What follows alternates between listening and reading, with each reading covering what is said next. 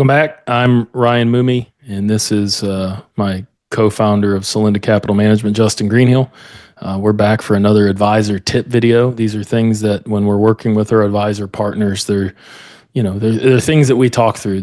Our advisor partners hear this stuff all the time, but we thought it'd be good to put it out there into the World Wide Web and see what happens. So today, Justin.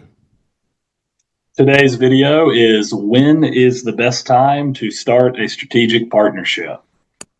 Yeah, it's something we get all the time, is when's a good time to evaluate your practice and look where you might need to fill some holes, because we know when there are holes, you can do one of two things. You can invest the time and the money to fill it yourself, or you can partner well. And the key indicators when it's time for a partnership, in my experience, oftentimes the advisors that reach out to us, they have some pain, and it usually comes from hitting some sort of growth ceiling, right? That can range from $20 million to $100 million plus on an advisor's practice, but usually it means you're starting to drop some balls. You're acting as the chief marketing officer, the chief financial planner, the chief investment officer, all these things, and you're just not able to do everything and do it to the maximum of your ability. So oftentimes what will happen is you'll have some unhappy clients. You may have some clients that leave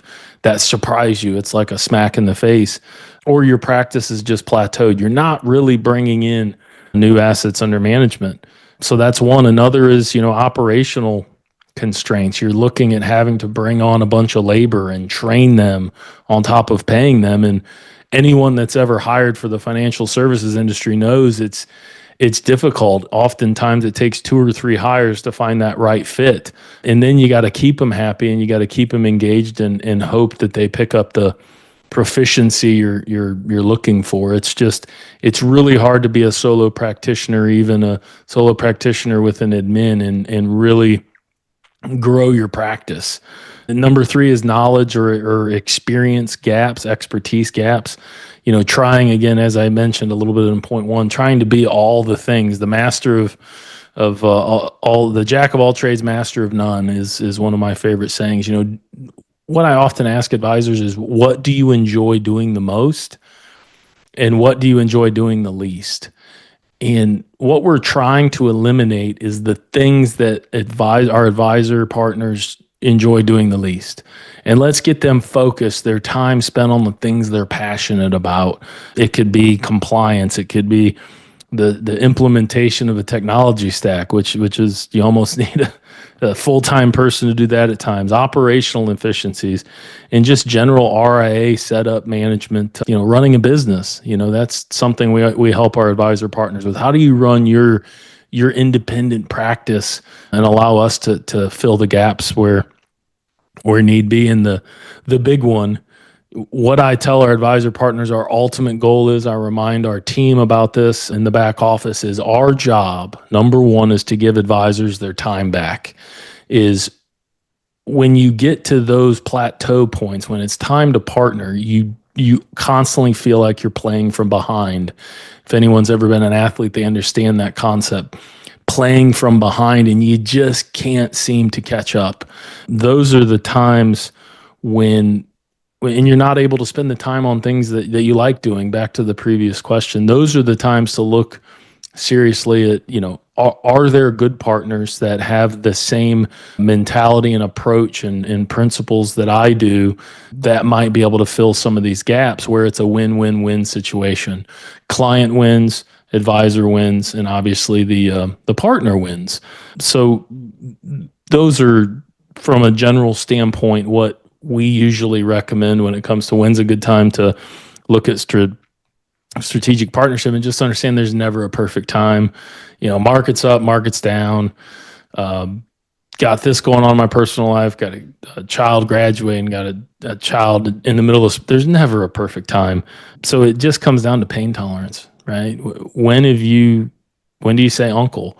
So it'd be a good idea to when you start feeling some of the pain, it doesn't have to be that way, right? And talk to some of our advisor partners. I think they're being honest when they tell you that, we've given them their time back, and they love running their practice again. If you lose that passion, that zeal that you once had, that we all had or have, that's the time to look. Yeah, all great points. So to kind of wrap that up, there are some pretty straightforward success metrics for partnership. The first would be, does it give advisors their time back? As you mentioned, Ryan, that's a big part. Number two, does it empower them to serve clients better? And number three, does it allow focus on core strengths and passions? And all of those may not be equal, but if you can get two out of the three and or a little bit of all three, then you're in a good spot, and it could be time to partner. Yeah, I mean, if you're not having fun, you're doing it wrong, right? I mean, there's not all the time is fun, but if you're not genuinely having fun doing this business we get to do and helping people with their finances, I would say it's time to take a good hard look at how you're doing it and who you're doing it with. But anyways, we appreciate you tuning in for our advisor tip video this time on when is the time to look at partnership. Again, we're Ryan and Justin from Celinda Capital Management. If you'd like to talk about any aspect of this video, learn a little bit more about Celinda, reach out to us at info@celinda.com, info@celinda, SOLLINDA.com. Appreciate it. Hope you have a great week.